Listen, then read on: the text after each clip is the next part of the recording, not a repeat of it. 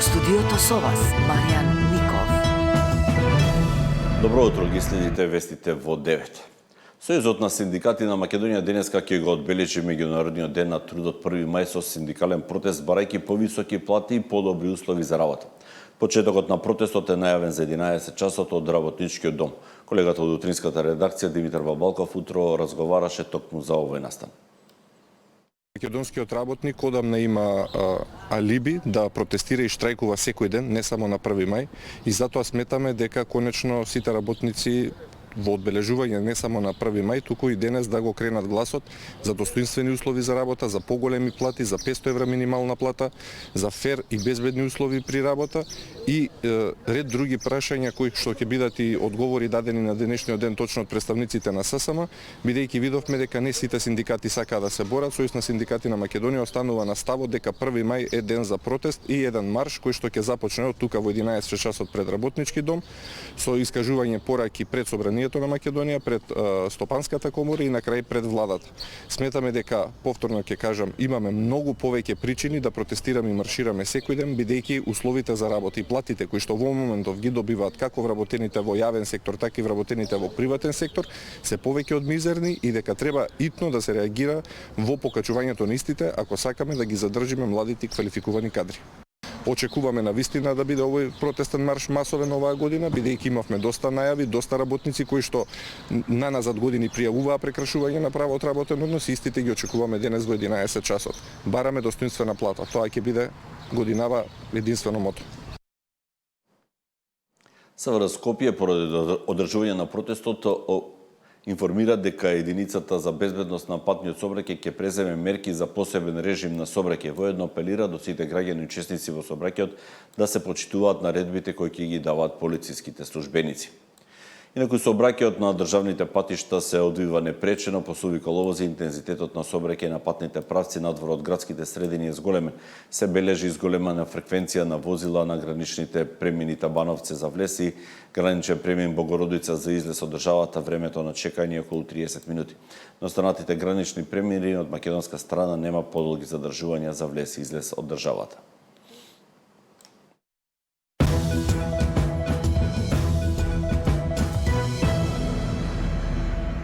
Председателката на антикорупцијската комисија во текот на вчерашниот ден преку соопштение ги изрази своите ставови по серијата апели за нејзина оставка. Таа вели дека имала комуникација со семеен пријател, но дека содржината нема допирна точка со коруптивните дејства, ниту пак со случајот Адитив. Од соопштението од основното јавно обвинителство за гонење на организиран криминал и корупција се согледува дека нашата комуникација траела до декември 2024 или пред да му е изречена мерка притвор. По оваа мерка кон него јас престанувам со комуникација. Содржината на комуникацијата се однесува на разговори без никаква поврзаност со случајот Адитив. Дел од споделените информации се однесуваат на јавни документи чија содржина пред нашата комуникација е објавена во јавност, а останатиот дел е вообичаена пријателска комуникација. За оваа моја комуникација изразувам жалење и укажувам дека е направена без никаква намера да влијаам на постапката или на било кој аспект на истрагата.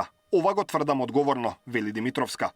Во моментов цениме дека на оние одлуки што се донесени колективно од Комисијата на јавна седница, нема потреба да им правиме проверка затоа што и во моментов немаме подетални информации од оние што се објавени во јавноста. Конкретниот настан е во надлежност на правосудните органи и тие мора да го расчистат случајот, а ние во меѓувреме ќе работиме на внатрешни контроли и превентивни механизми, вели Каракашова Шулев. Постои ли политичка волја кај претениците да побарат одговорност од председателката на ДКСК? Ги следат случувањата, но засега нема да превземаат конкретни чекори, откако првата антикорупционерка, која е осомничена за оддавање службена тајна, објави дека останува на функцијата, двете најголеми парламентарни партии моментално не планираат да бараат нејзино разрешување. Од владеачката партија велат ако било кој функционер е опфатен со кривична истрага, нема да биде толериран. Ќе почекаме да видиме како ќе се изјаснат и другите членови на Државната комисија за спречување на корупцијата, но таквото однесување каде што некој актуелен функционер е под истрага за сторено кривично дело, нема да го толерираме. Опозицијската партија пак ќе го чека исходот од постапката која јавното обвинителство ја води против Димитровска. Од тоа ќе зависеле и нивните следни чекори. Најсоодветно е прво да видиме што ќе покаже истрагата. Ја почитуваме презумпцијата на невиност и внимателно ги следиме сите информации досега. Врз база на тоа ќе носиме понатамошни одлуки. Според Законот за спречување на корупција, председател или член на комисијата се разрешува ако тој е осуден на затвор повеќе од 6 месеци, неоправдано отсуствува од работа, ги прекрши правилата за спречување судирни интереси или ако е изречена забрана за вршење професија, дејност или должност. Зоран Јаневски, Сител телевизија.